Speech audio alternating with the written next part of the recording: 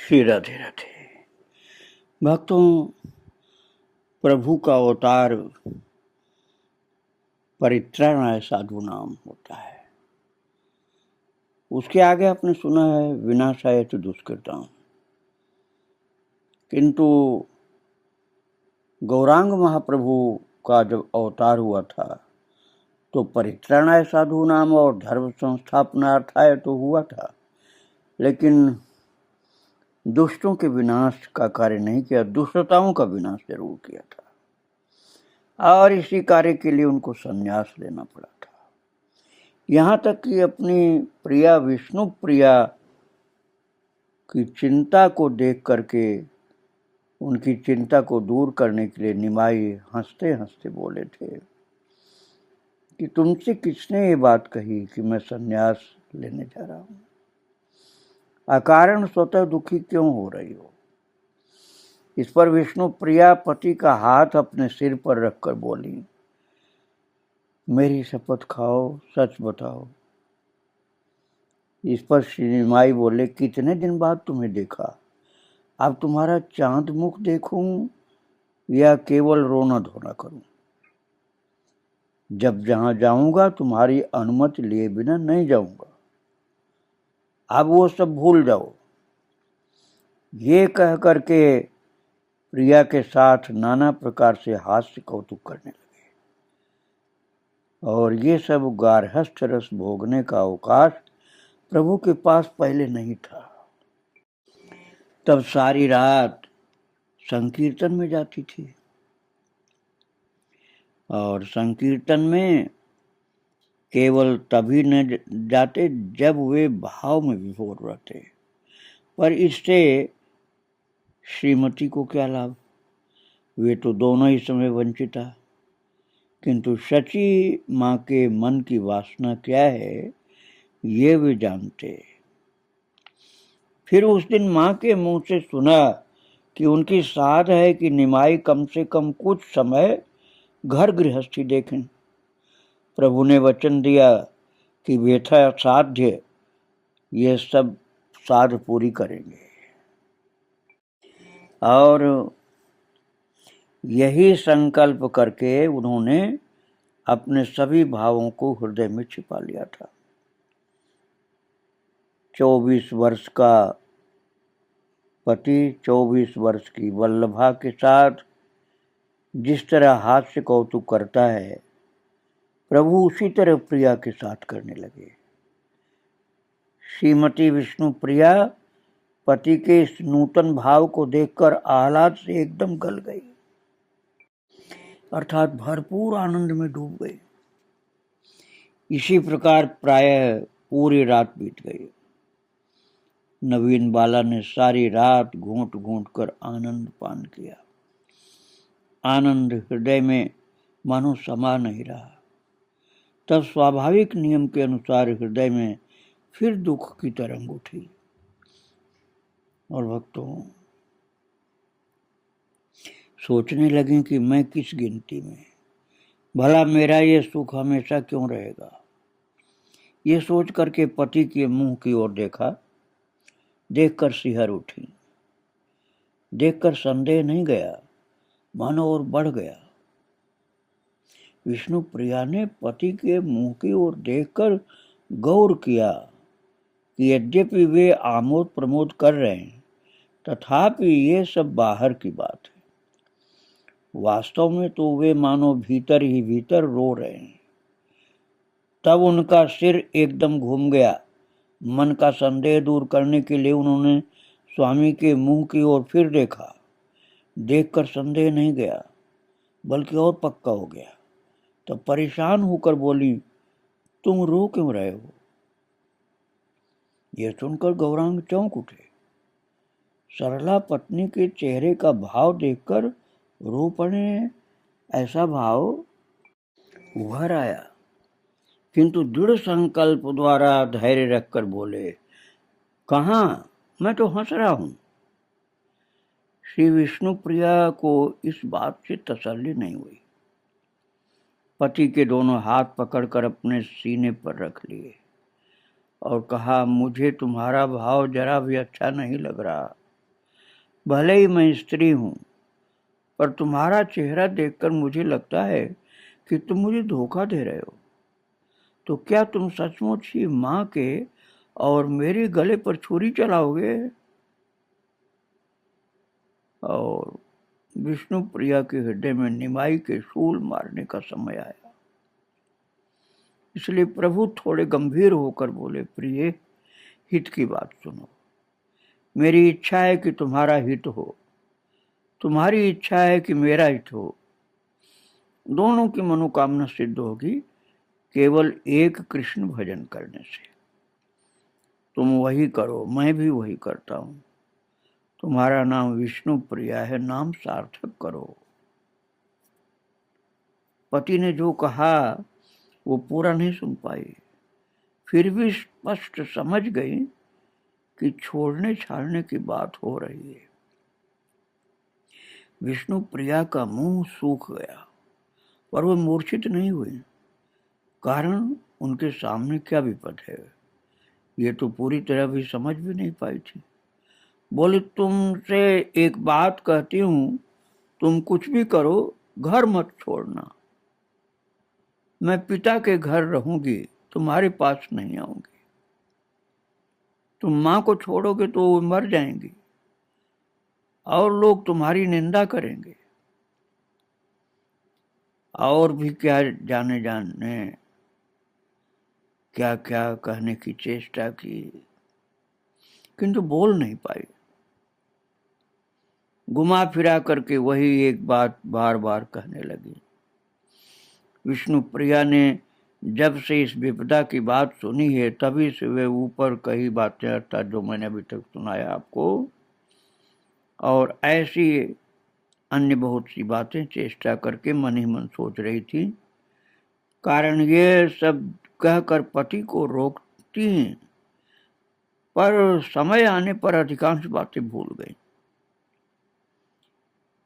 केवल मैं तुम्हारे पास नहीं आऊंगी, माँ का वध मत करना, ऐसी एक दो बातें बार बार कहने लगी। श्री गौरांग अपनी बाला प्रेयसी की उन्हें घर रहने की चेष्टा देखकर दो भाव में विभोर हो गए। पहला तो अपनी प्रिया को अपने पति प्रेम के पात्र को दुख दे रहे हैं, इस बात को लेकर उनका हृदय फटा जा रहा है।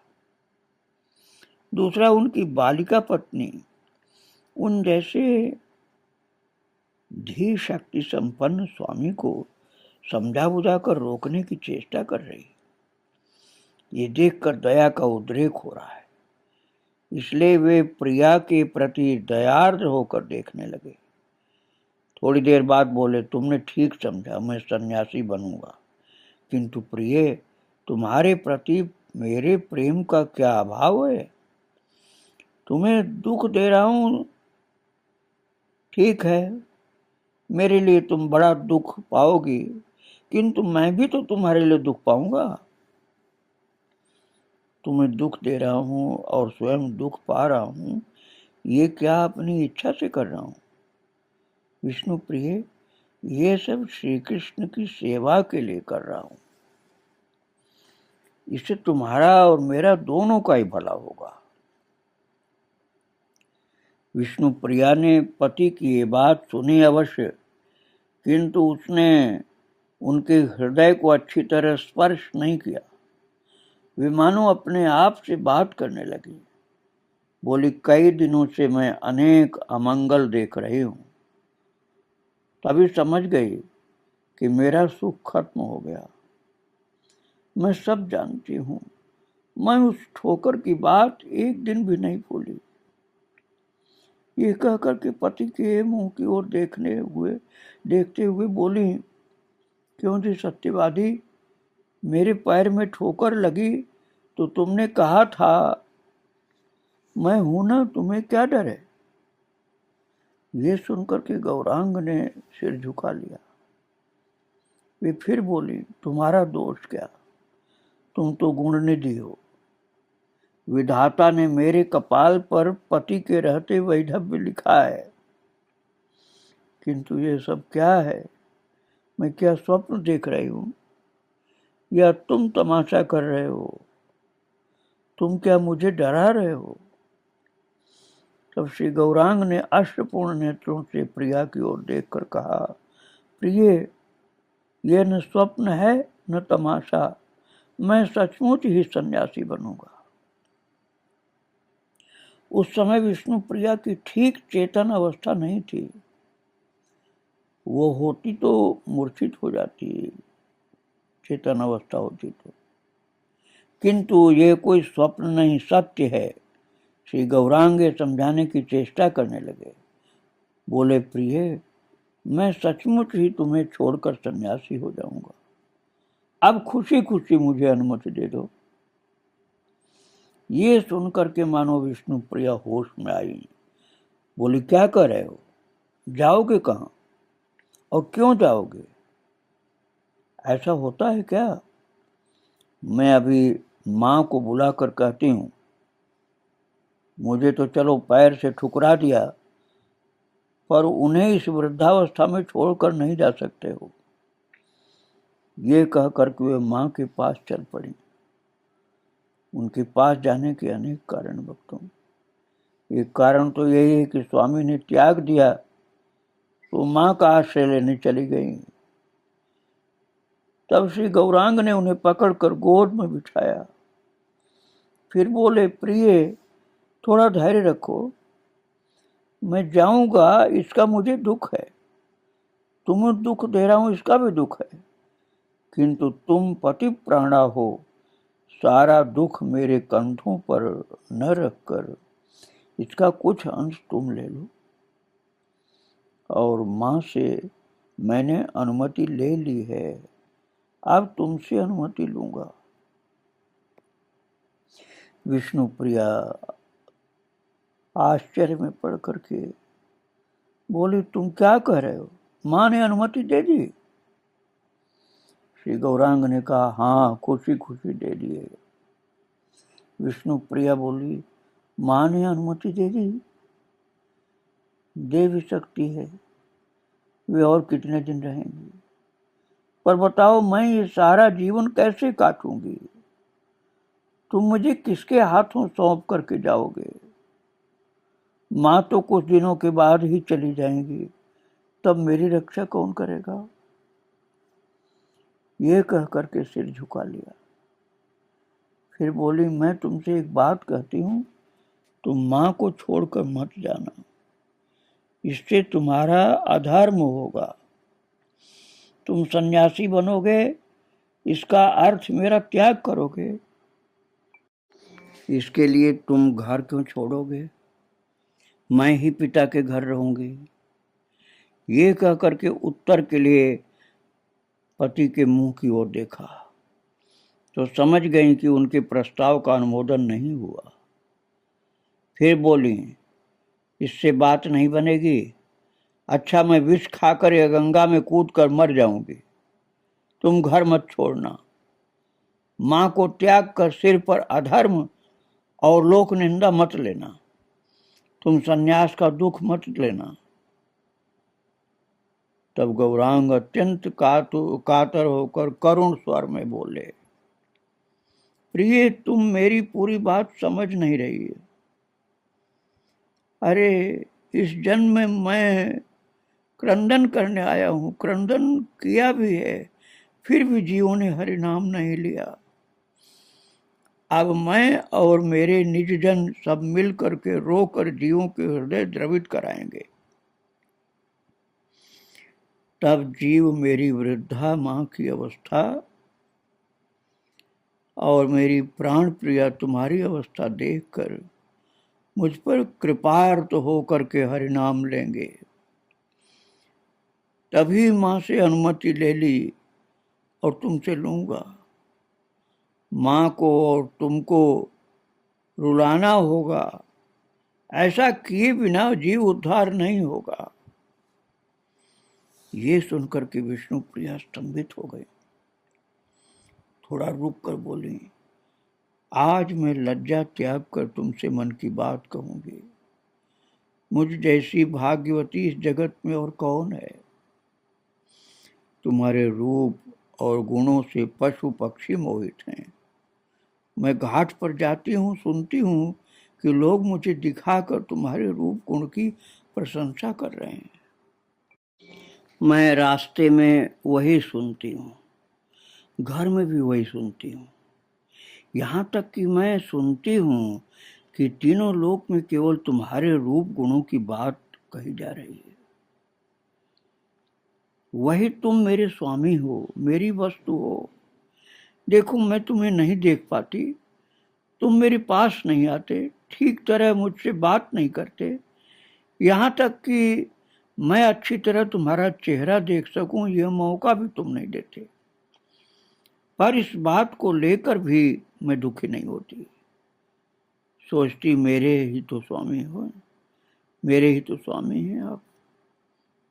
फिर जब तुम कीर्तन करते, मैं अकेली लेटी लेटी सोचती, मैं और थोड़ी बड़ी हो जाऊंगी तो तुम मुझे लेकर के आमोद आह्लाद करोगे और तुम्हें पा लूंगी। देखो, मैंने वो साथ भी छोड़ दी।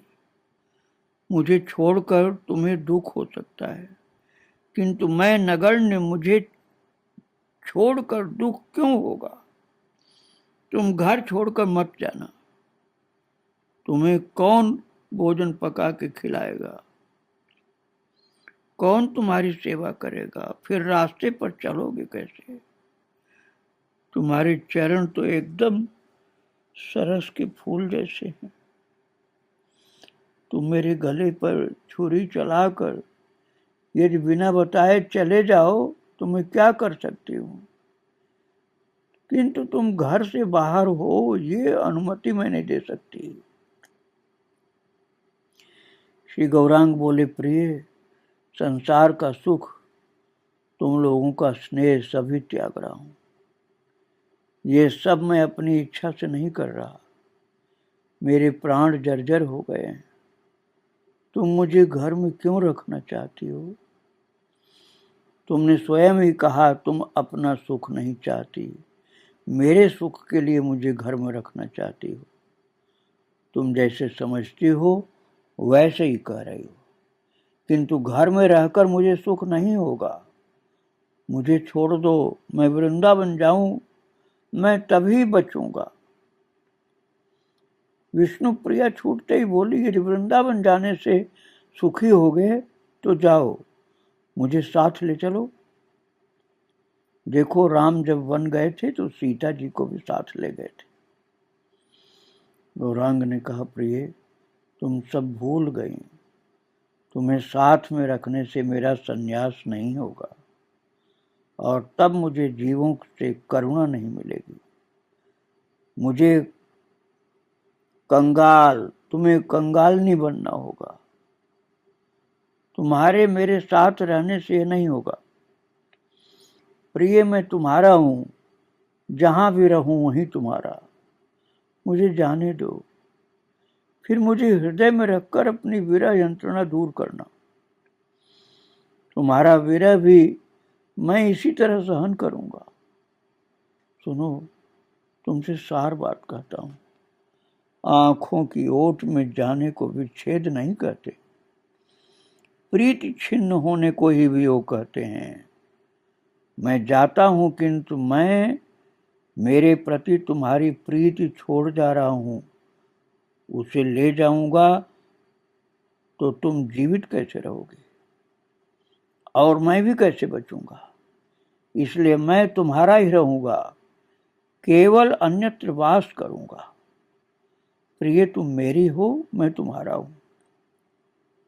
मैं जीवों के दुख से दुख पा रहा हूं, तुम मुझे बाधा न दो। मैं तुम्हारा पति हूं, तुम पति प्राणा हो, मेरी सहायता करो। ये कह करके श्री गौरांग ने विष्णु प्रिया के हाथ पकड़ लिए। तब विष्णु प्रिया ने सिर उठाकर पति के मुंह की ओर देखा, आंखों से आंखें मिली, ना नहीं कह सही, मूर्छित होकर गिर पड़ी। अब ना बोलना उनके लिए संभव नहीं था। मूर्छित हो गई। तब श्री गौरांग हाहाकार कर प्रिया को पकड़कर संभालने लगे। उनके कान के पास मुंह रखकर कहने लगे, उठो, तुम तो जीवित हो, तुम्हारा तो वध नहीं किया। प्रिय देखो, मुझे नारी वध का दोषी मत बनाना। उठो, मुझ पर कृपा करो, उठो। मैंने तुम्हें सदा दुख दिया, आज तुम्हारे कोमल हृदय पर शूल मार रहा हूं, किंतु तुम पति प्राण हो, पति का अपराध न लेकर जीवित होकर मुझे प्राण दान करो। क्रमशः विष्णु प्रिया ने धीरे धीरे आंखें खोली और थोड़ी सजीव होकर के उठ बैठी, किंतु सर्वेंद्रियां सूख गई हैं। आंखों में अब भी पानी नहीं आ रहा। आंखों में थोड़ा जल आने से ही प्राण रक्षा होती है। यही कारण है कि वे विह्वल व्यक्ति की तरह बकने लगी। प्रभु से बोली, मैं क्या करूंगी, बता दो। तुम्हारे जाने पर मैं क्या होऊंगी? कौन सा कार्य मुझे करना होगा? मैं सधवा तो रहूंगी? तुम मेरे स्वामी हो ये कहने दोगे तो? मैं तुम्हारी स्त्री हूं, लोग ये तो कहेंगे। या अब मैं तीनों लोकों में अकेली हो जाऊंगी?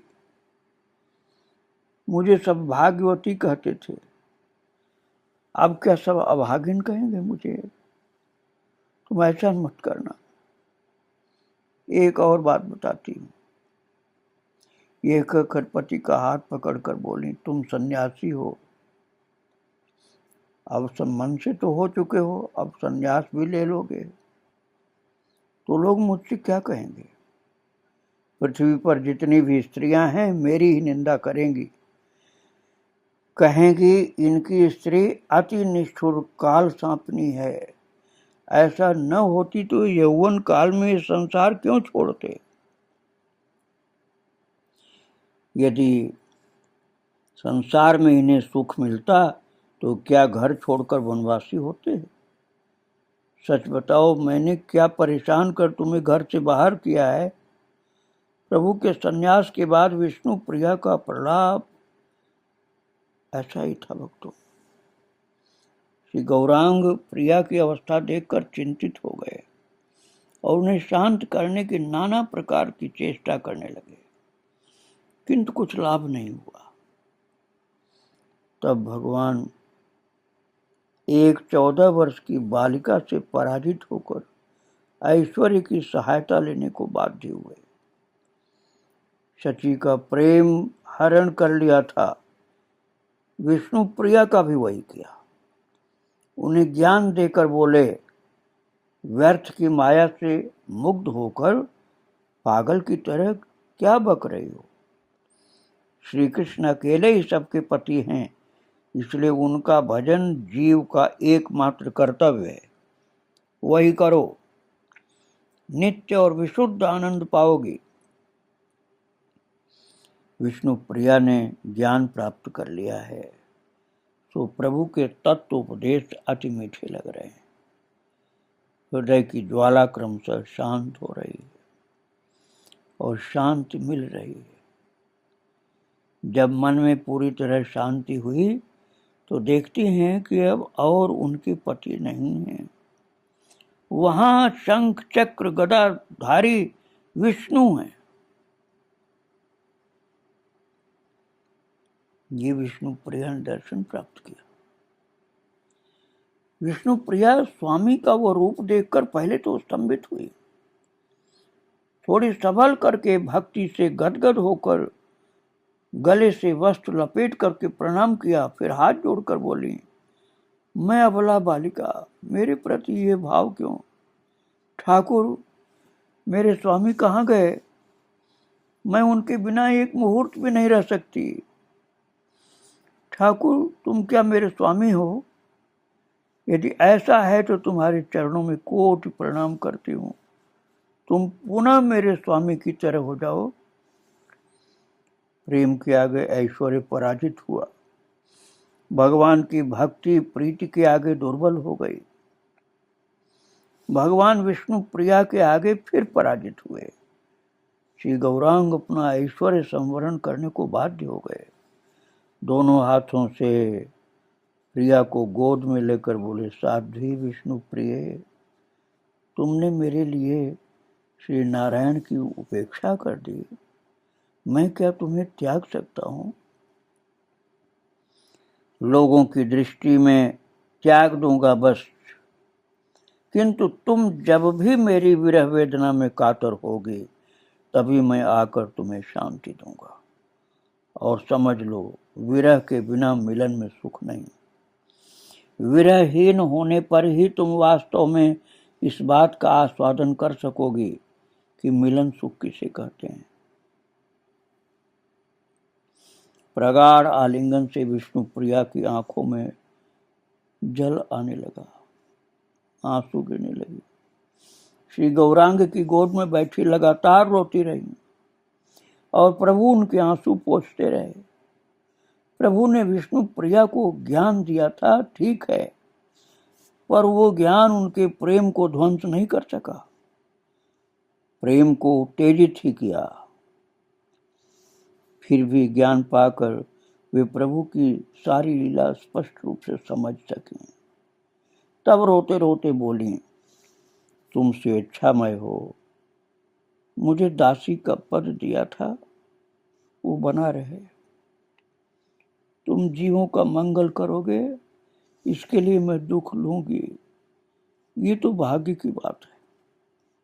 तुम खुशी खुशी शुभ कार्य करो, बस इतना करना कि मेरा चित्त तुम्हारे चरणों से क्षण भर को भी अलग न हो। गौरांग बोले, ऐसा ही हो, मैं तुम्हें भूल जाऊं इसकी संभावना ही नहीं है। कारण उपकृत आभारी जीव मुझे तुम्हारी बात याद दिला देंगे, इसलिए तुम निश्चिंत रहो, मैं तुम्हें कभी नहीं भूल सकता हूं। प्रभु ने बहुत प्यार से विष्णु प्रिया को आलिंगन प्रदान किया है। आओ हम इन युगल स्वरूप की इसी छवि को हृदय में रखें। वियोग को बाद में हम सुनाएंगे, अभी तो मिलन सुख का ही ध्यान करें। श्री राधे राधे। जय जय श्री राधे श्याम, जय जय श्री सीताराम। गौरांग महाप्रभु की जय, विष्णु प्रिया की जय, सची माता की जय, सब भक्तों की जय। श्री राधे।